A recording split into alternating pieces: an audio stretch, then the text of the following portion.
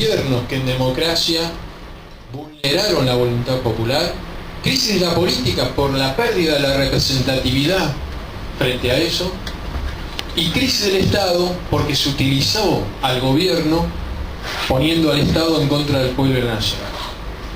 Recuperar eso en estos 7 años ha sido recuperar estas crisis, y por lo tanto la recuperación de estas crisis necesitaba y sigue necesitando que pongamos en blanco y negro las ideas originarias nuestras, porque nosotros sí teníamos muchos militantes como ustedes y otros conciencia nacional y popular, pero esta conciencia nacional y popular estaba vulnerada con pérdidas de identidad, con pérdidas de conciencia colectiva. Estos 7 años son maravillosos porque hemos recuperado muchísimo de esa conciencia nacional y popular en términos colectivos, y por lo tanto las exigencias son dobles.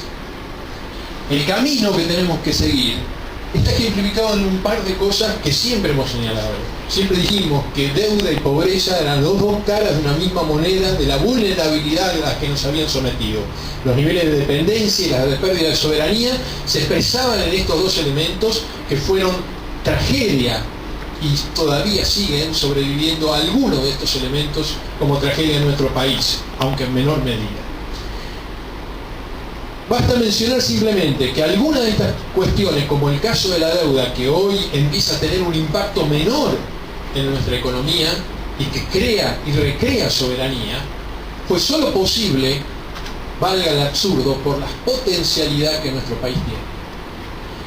Difícilmente haya otro país latinoamericano, tal vez hasta inclusive Brasil, hasta hace muy pocos años atrás, que alguien se hubiera atrevido a endeudarlo genuina o falsamente en 200.000 millones de dólares, porque era imposible devolverlo.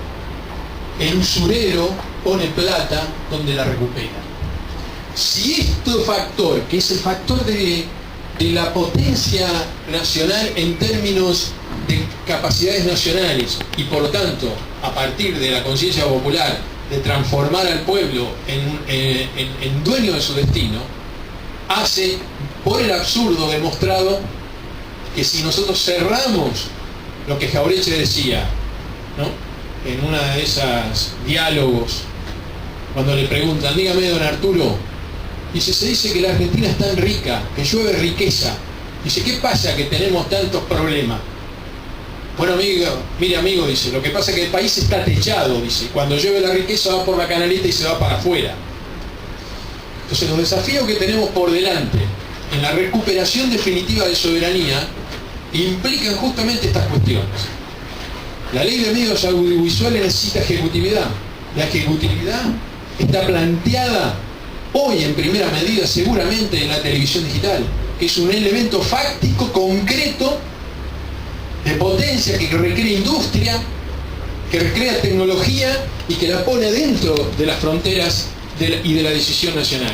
Pero a su vez es el elemento central que permite y posibilita empezar a multiplicar las tomas de conciencia sobre estos factores. Los elementos financieros, algunos que mencionamos, van a seguir existiendo, tal vez volteando la ley de la dictadura de entidades financieras. Avancemos sobre el proyecto de Heller, que tal vez sea solo un 10% de lo que podemos hacer. Propongamos más. No es solo cambiar el sujeto de dueño de los bancos en una ley a que el sujeto sea el usuario de crédito bancario. ¿Qué pasa con las entidades de segundo o tercer grado, con los elementos de usura que andan dando vuelta cuando alguien no tiene ni recibo de sueldo para pedir un préstamo y se endeuda en el barrio? ¿Qué sucede con la fuga de capitales? Etcétera, etcétera. Tenemos mucho para avanzar en ese campo y es necesario el debate en estos lugares y en muchos otros a multiplicar, como se hizo y con muy buen ejemplo con la ley de medios audiovisuales. La recuperación definitiva de los recursos naturales no es discutir simplemente el oro que nos dice Pino Solana que se llevan para afuera. Empecemos por la minería y los metales que hacen a la base industrial, muchos todavía inexplotados en nuestro país, u otros que se los llevan cruzando medio planeta a China. cuando pareciera que nosotros no necesitamos, que es el caso del hierro. Y podríamos seguir con el desarrollo científico-tecnológico, que es base del progreso futuro, y podríamos seguir con los otros elementos que hacen a la construcción definitiva de la soberanía nacional. Pero nada de eso va a ser posible si no aportamos a resolver con un tiempo claro en función de las exigencias electorales, a reconstruir la soberanía popular. Y eso implica que exista una masa crítica de la dirigencia política comprometida con la nación y con el pueblo, formalizada en una nueva organización que supere las limitaciones de los partidos políticos que en todos estos años han fracasado, incluso en la proposición de sus candidaturas presidenciales, porque no hubo en todo este periodo, en los últimos 10 años, una propuesta de candidato presidencial surgida genuinamente de un partido político, incluyendo lo nuestro, que es también expresión de la crisis de los partidos.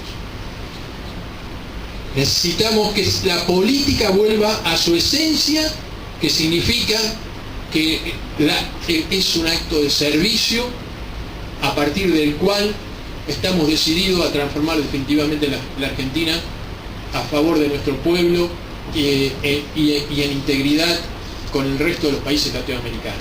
La oportunidad histórica que tenemos por la coyuntura internacional difícilmente se vuelva a repetir. Tuvimos una no en el 73, que teníamos el mundo en contra. La tuvimos en el 45 y se generó lo que se generó.